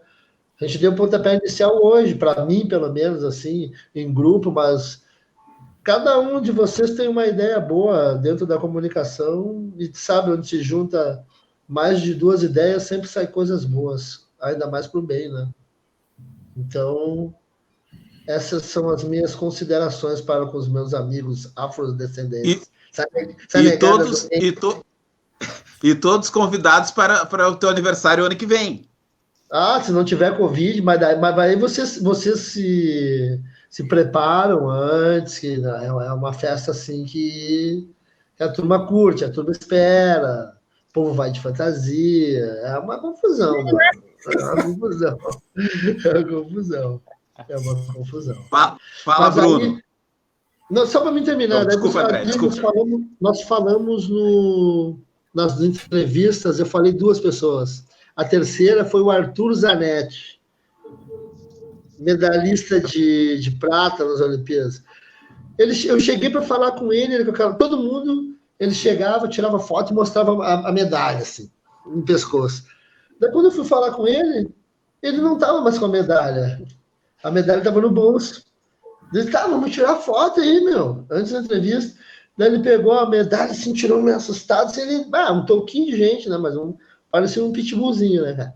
Daí tirou a medalha, assim, botou no pescoço dele, disse, não, para aí, meu, tira essa medalha aí, peguei a medalha, essa medalha vai no meu pescoço, e peguei a medalha e botei no meu pescoço, e fiz a foto, um selfie, assim, tá ligado? E ele ficou me olhando, assim, daí a Fernanda, ela é assessora do Rubens Barrichello, do Matias Rossi, do Pipo Girani na Europa e do Felipe Nasser. Ela é uma das grandes assessoras de automobilismo dos pilotos fora do Brasil. Ela olhou assim para mim depois, moleque, você não tem jeito. Até eu quase comecei a ir ali. Quando você tirou a medalha do cara, botou no pescoço e fez a selfie, depois devolveu para ele. Essa foi também que eu não sabia nem o que falar de ginástica olímpica, né? Daí a pergunta foi a seguinte, eu me lembro até hoje, cara, qual é a sensação do Brasil inteiro ali torcendo por você naquele momento? O que passou na tua cabeça? Pronto. E só encerrei. O cara quase chorou falando, né? O cara quase chorou falando. Deu toda, explica. A foto legal, é o André com a medalha, a legenda é tirada por Arthur Zanetti. O Arthur não aparece na foto. Foi muito engraçado.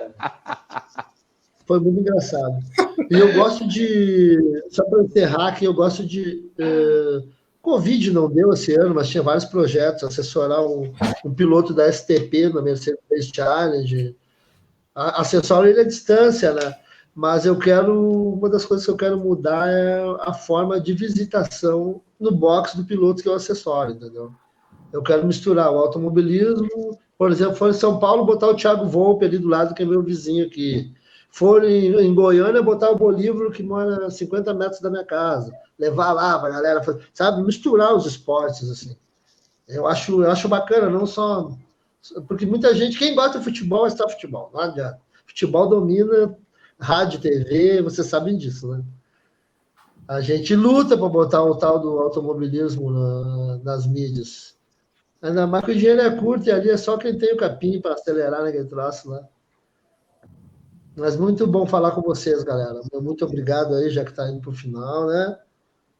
Tamo junto, 51 anos, estamos todo mundo junto. Outro dia, uma ideia, tu já deve ter feito, para a gente falar das doenças que causam, isso já é mais para o projeto Demir ali, as doenças que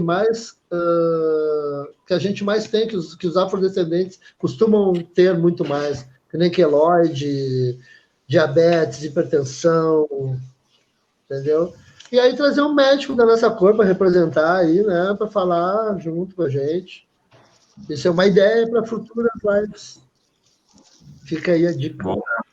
Bom tema. Fala, Bruno. Vocês são mais. Agradecer o convite, Mário.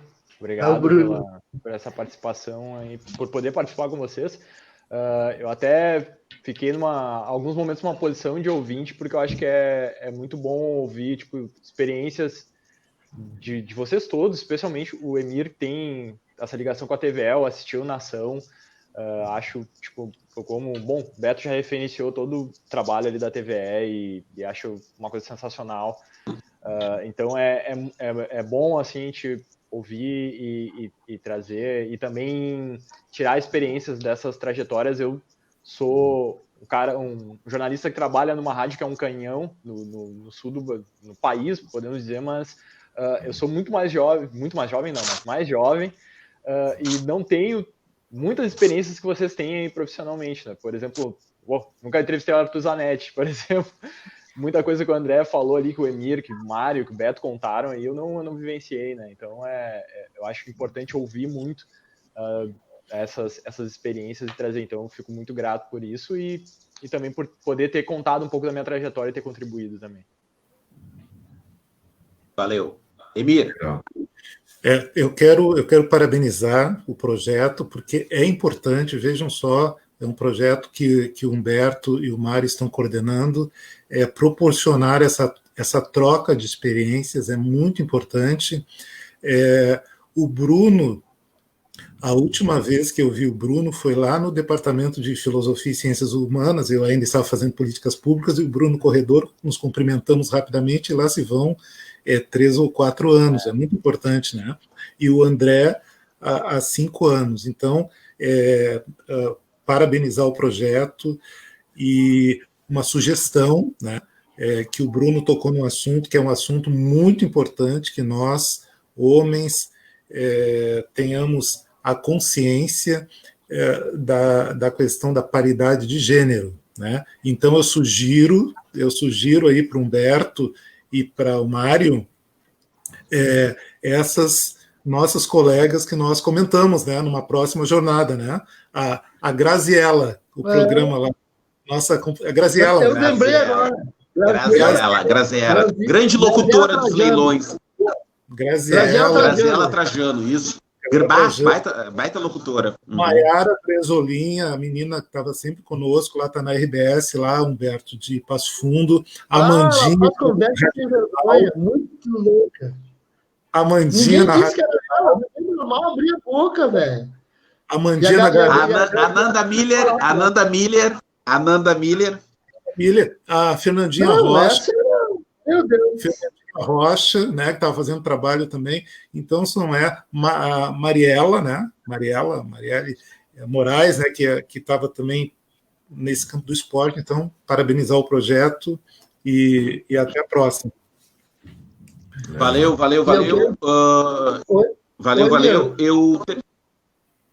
Se nós ganharmos aqui, que está tudo se indicando, o ano que vem, quando nós fizermos as comemorações afros, naquelas datas, porque eu já participei do Compira aqui, a gente vai conversar para trazer alguma atração, alguma colaboração para o nosso evento, que vai ter a data, tudo, a gente vai saber lá.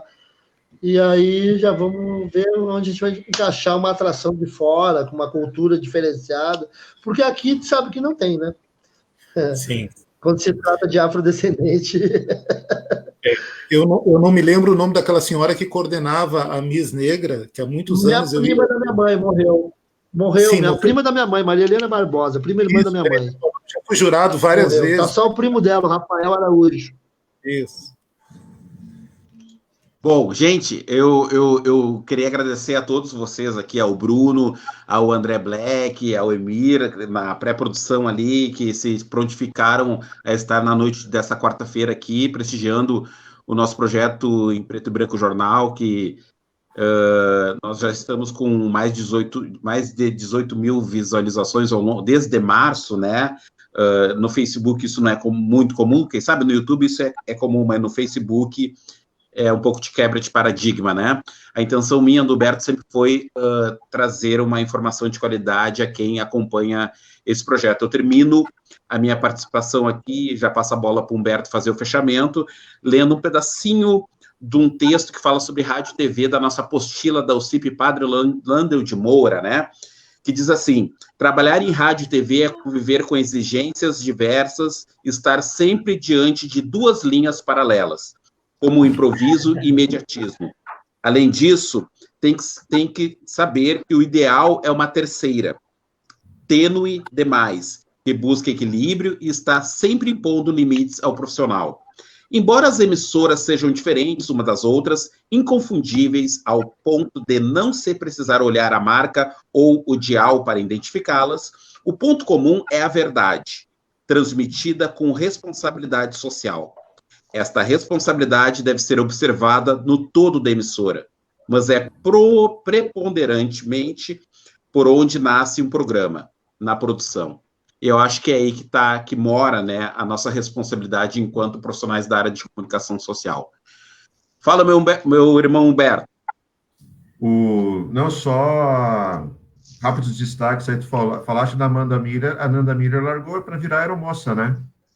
Largou o jornalismo, largou a rádio para seguir o sonho de ser comissária de bordo, impressionante. Acho que daqui a pouco seria uma boa pauta para a gente trabalhar, se tu tens contato dela, para a gente trabalhar no...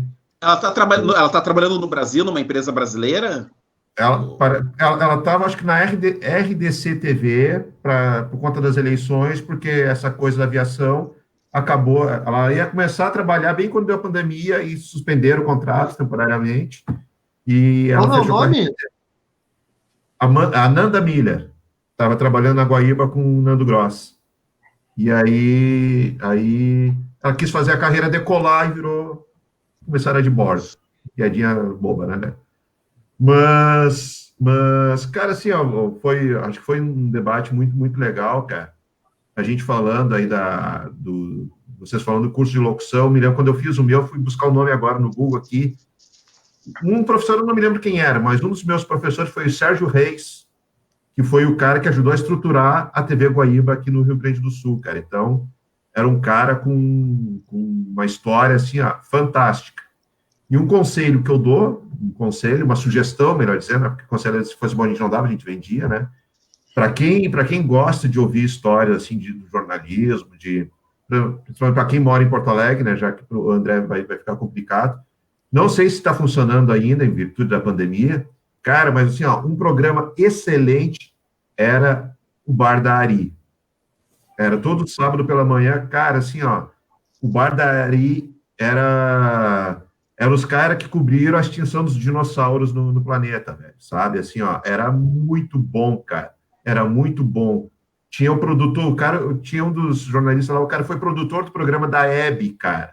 O programa da Hebe, que vinha, a Hebe no começo da carreira, gravava um programa em Porto Alegre. Ela vinha de Varig para Porto Alegre, e o cara buscava ela no aeroporto, trazia o cara contando essa história, cara, assim, ó, é magnífico, cara. O jornalismo é apaixonante por isso, cara. Tem muitas histórias, assim, ó, fantásticas, cara. E então, 1h51 de live, agradecer a todos vocês a paciência, né, de todos vocês, agradecer a paciência, a parceria, muito, muito legal ver esse entrosamento de vocês aí, que puderam fazer o curso junto e manter essa ligação, essa vibe aí um com o outro, muito legal. Desejar sucesso a todos vocês, continuem na caminhada aí com muita, muita riqueza, muita felicidade nessa cachaça que é a comunicação, e alertar o povo que semana que vem, quarta ou quinta-feira que vem, estaremos de volta com mais uma pauta, mais um assunto bacana, de preferência não concorrendo com o futebol, né, porque Grêmio e Inter aí mata a gente, né, mas, então, desejar novamente agradecer a todos vocês, obrigado, fundo do coração, agradecer a todo mundo que acompanhou por algum instante a nossa live, desejar um bom resto de semana. Domingo tem eleição, votem, né? Não deixem de votar. Vote consciente. Vote consciente, exerça a cidadania de forma consciente. Então, pessoal, obrigado. Beijo no coração de todos e até semana que vem. Tchau. Manda o zap da galera que não tem mais, só do Mário. Valeu. Valeu. Boa noite.